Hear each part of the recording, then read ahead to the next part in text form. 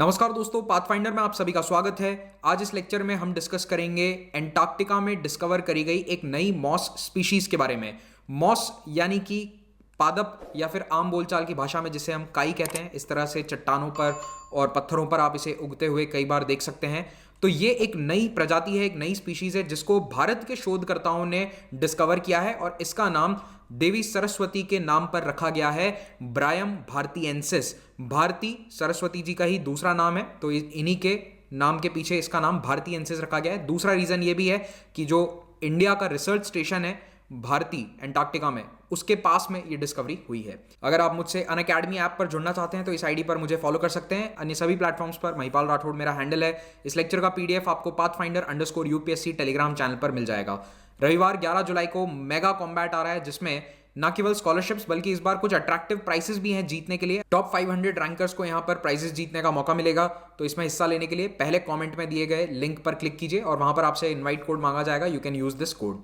भारत के वैज्ञानिक और शोधकर्ता जो एंटार्क्टिका के मिशन का हिस्सा थे, उन्होंने इस नई प्लांट स्पीशीज को डिस्कवर किया है। इस स्पीशीज का साइंटिफिक नाम है ब्रायम भारतीएंसिस। आपको नाम याद रखना है, बहुत ही इंपॉर्टेंट है। और यह भी ध्यान रखिए कि ब्रायम जो है ये ब्रायोफाइटा डिवीजन का एक हिस्सा होता है। अब ब्रायोफाइट्स क्या होते हैं? ये थोड़े से प्रिमिटिव प्रकार के पेड़ पौधे हैं। पहले जब पेड़ पौधे थे तो उनमें फोटोसिंथेसिस होता है, लेकिन आपको उसमें पत्तियां या फिर जड़ें या फिर तना ये सब देखने को नहीं मिलेगा। So these are a kind of ancient plants और इनको हम कई बार कॉमनली मॉस भी कहते हैं। मतलब मॉस जो है वो ब्रायोफाइट का ही हिस्सा होते हैं। They are a part of bryophyta division. और इसको हिंदी में कई बार हम पादप भी कहते हैं। आमतौर पर हम इसको बोलचाल की भाषा में उत्तर भारत में काई कहते हैं। आप पत्थरों पर इसे बारिश के मौसम में जमते हुए देख सकते हैं। तो ये ब्रायोफाइटा का हिस्सा है।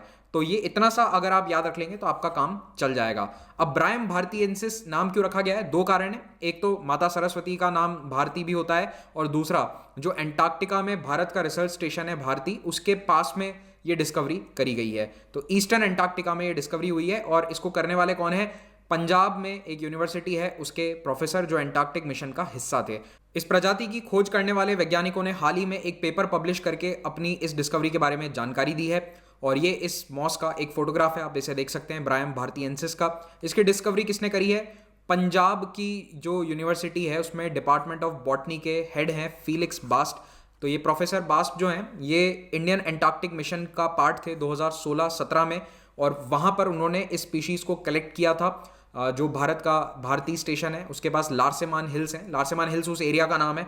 वहाँ से ये स्पीशीज़ इन्होंने कलेक्ट करी थी और बाद में इसके ऊपर स्टडी करी, रिसर्च किया, और अब जाकर फाइनली ये पेपर पब्लिश इन्होंने किया है जब इन्होंने भारत में आकर फिर से अपनी यूनिवर्सिटी की लैब में ये शोध करी। तो अब ये कंफर्म हो चुका है कि ये एक नई स्पीशीज़ है, किसी दूसरी नोन स्पीशीज़ से ये मिलती जुलती नहीं है। इनके शोध के दौरान इन्हें कुछ और मॉस की स्पीशीज भी मिली जो आमतौर पर एंटार्क्टिका के इस क्षेत्र में नहीं मिलती हैं, जैसे कि ब्रायो एरिथ्रोफिलम रिकर्विरोस्ट्रम। ये पहली बार लार्सेमान हिल्स या ईस्टर्न एंटार्क्टिका में देखी गई है। कॉस्किनोडन लॉयएनस भी पहली बार इन्होंने शर्माशर ओएसिस में देखी, मैत्री स्टेशन के पास में। ये भारत का पुराना एंटार्क्टिक स्टेशन है। इसके बारे में मैं आपको इस लेक्चर में बताऊंगा। नई मॉस स्पीशीज की डिस्कवरी इतनी इंपॉर्टेंट क्यों है? क्योंकि एंटार्क्टिका में 6 महीने तक लगातार अंधेरा होता है और बहुत ज़्यादा बर्फ की लेयर होती है। कई मीटर गहरी बर्फ से ज़मीन ढक जाती है और टेम्परेचर -76 डिग्री सेल्सियस तक चला जाता है।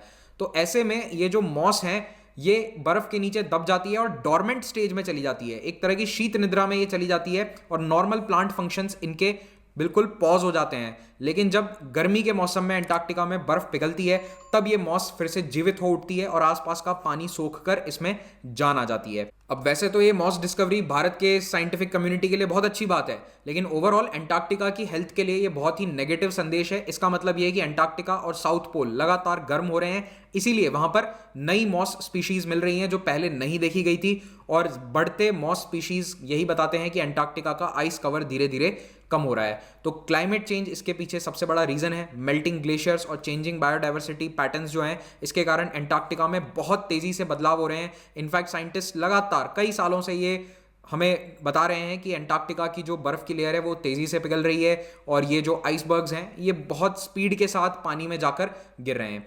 एंटार्क्टिका का जो डूम्सडे ग्लेशियर है, थ्वेट्स ग्लेशियर, वो और तेजी से पिघल रहा है। ये रीसेंट न्यूज़ है अप्रैल 2021 की। पिघल तो बहुत सालों से रहा है लेकिन उसकी जो पिघलने की स्पीड है वो और ज़्यादा फास्ट बताई जा रही है।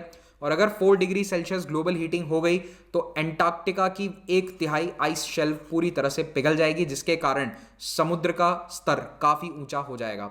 और खुद फेलिक्स बास्ट जिन्होंने ये डिस्कवरी करी है, उन्होंने भी ये बात कही कि एंटार्क्टिका ग्रीन हो रहा है, व्हाइट नहीं रहा है। यहाँ पर कई सारी टेम्परेट स्पीशीज देखने को मिल रही हैं प्लांट्स की, जो पहले इस जगह पर कभी सर्वाइव ही नहीं करती थी, लेकिन अब क्योंकि एंटार्क्टिका गर्म हो रहा है तो ये स्पीशीज यहाँ पर सर्वाइव कर रही हैं। और इसके पीछे कई कारण हो सकते हैं कि कुछ ऐसी स्पीशीज यहाँ पर आ चुकी हैं इंसानी गतिविधियों के कारण, जिनका ये नेचुरल एनवायरमेंट नहीं रहा है। एंटार्क्टिका वैसे लाखों करोड़ों सालों से पूरी तरह से आइसोलेटेड है, लेकिन अब बहुत सारे रिसर्च स्टेशन वहां पर बन चुके हैं, कई सारे लोग आते जाते हैं, तो हो सकता है कि एक्सीडेंटली इन रिसर्चर्स के कारण ही ये स्पीशीज यहां पर पहुंच गई हो। अब क्योंकि चर्चा एंटार्क्टिका की हो रही है, तो भारत का वहां पर क्या इतिहास रहा है, हमारे कौन से मिशंस हैं, कौन से इंपॉर्टेंट स्टेशन हैं, इसकी चर्चा हम करेंगे। तो 1971 में परमजीत सिंह सहरा पहले भारतीय नागरिक बन गए थे जो एंटार्क्टिका पहुंचते हैं। वो उस वक्त physical research laboratory PRL Ahmedabad के रिसर्चर थे और उन्हें सोवियत एंटार्क्टिक एक्सपेडिशन के साथ भारत ने भेजा था। तो सोवियत यूनियन का जो एक्सपेडिशन था उसके साथ ये एंटार्क्टिका गए थे और पहले भारतीय बन गए थे जो साउथ पोल तक पहुंचे। इनका जो ट्रिप है वो इसरो की तरफ से ऑर्गेनाइज किया गया था, इसरो और PRL की तरफ से। और इनका प्राइमरी गोल क्या था कि सोवियत के रॉकेट मेट्रोलॉजिकल लॉन्च स्टेशन जो है उनको विजिट किया जाए। सोवियत यूनियन उस समय वहां से रॉकेट लॉन्च करने के प्लानिंग में था। उसके बाद 1981 में भारत को ये चीज़ रियलाइज होती है कि हमें अपना खुद का रिसर्च स्टेशन खोलने की आवश्यकता है। तो तत्कालीन प्रधानमंत्री इंदिरा गांधी ने डिपार्टमेंट ऑफ ओशन डेवलपमेंट की स्थापना करी भारत सरकार के अधीन। अब ये union ministry of earth sciences के अधीन आता है। और उसी साल दिसंबर में 1981 में भारत ने अपना पहला एंटार्क्टिक मिशन लॉन्च किया। गोवा से इसे लॉन्च किया गया था।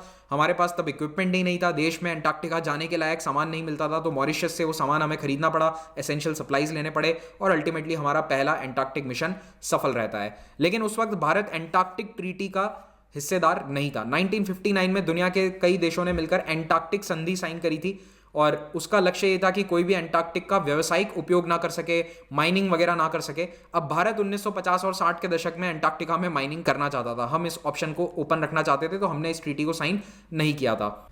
वैसे दुनिया के कई देश हैं जो एंटार्क्टिका पर अपना क्लेम जमा रहे हैं, जिनमें प्रमुख हैं ऑस्ट्रेलिया, न्यूजीलैंड, अर्जेंटीना, ब्रिटेन और USA, रशिया। ये देश कुछ कुछ एरिया पर अपना क्लेम जमाते आए हैं, लेकिन अभी तक टेरिटोरियल किसी को भी क्लेम नहीं दिया गया है। कोई भी देश एंटार्क्टिका को अपना नहीं कह सकता क्योंकि इन सब ने एंटार्क्टिक संधि को साइन किया था। 1983 में भारत ने एंटार्क्टिक ट्रीटी सिस्टम को ज्वाइन किया क्योंकि हम लगातार अब एक्सपेडिशन लॉन्च कर रहे थे। 83 में ही हमारा तीसरा एक्सपेडिशन एंटार्क्टिका की तरफ जाता है। फिर 1984 में भारत ने वहां पर अपना पहला बेस बना दिया, दक्षिण गंगोत्री इसका नाम दिया गया। 1989 में हमने अपना दूसरा बेस स्थापित किया, मैत्री। 1990 में दक्षिण गंगोत्री डीकमीशन कर दिया जाता है क्योंकि ये बर्फ में दब चुका था। 98 में भारत ने national centre for Antarctic and ocean research स्थापित किया गोवा में। पहले भी जितने मिशन थे वो गोवा से ही लॉन्च किए जाते थे, तो एक स्पेशलाइज्ड सेंटर इंस्टीट्यूट खोल दिया गया, national centre for Antarctic and ocean research. अभी भी जितने एंटार्क्टिक मिशन होते हैं सारे यहीं से लॉन्च होते हैं। अब भारत के जो बेस हैं उनके बारे में भी ब्रीफली आपको पता होना चाहिए। तो दक्षिण गंगोत्री पहला बेस था, साउथ पोल से 2500 किलोमीटर दूर था।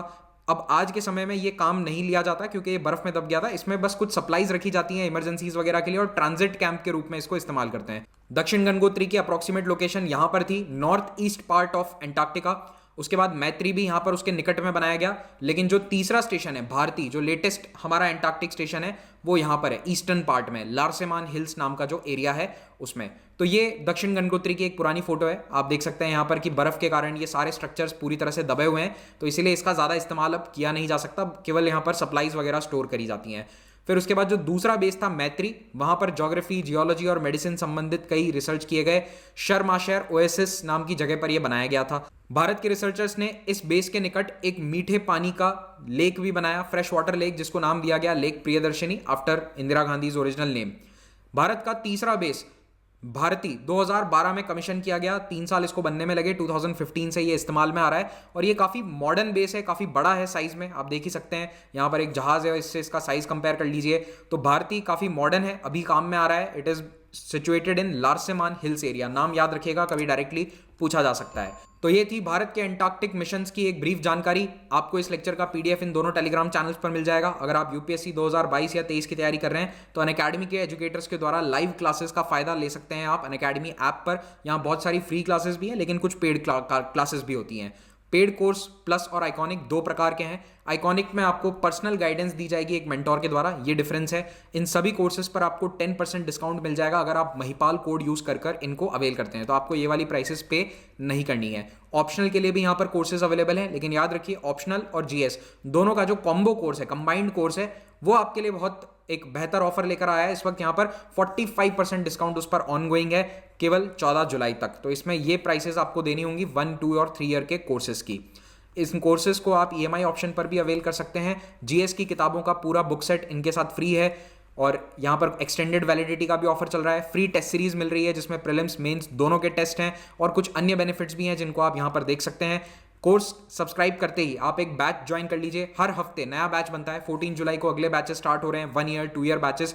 यहाँ पर आपकी एक रेगुलर टाइम टेबल के साथ पढ़ाई करवाई जाएगी। 3 फ्री टेस्ट सीरीज हैं, इनको ज्वाइन करके अपना प्रीलिम्स का स्कोर इंक्रीज कर सकते हैं। Thank you very much for watching this. Have a great day.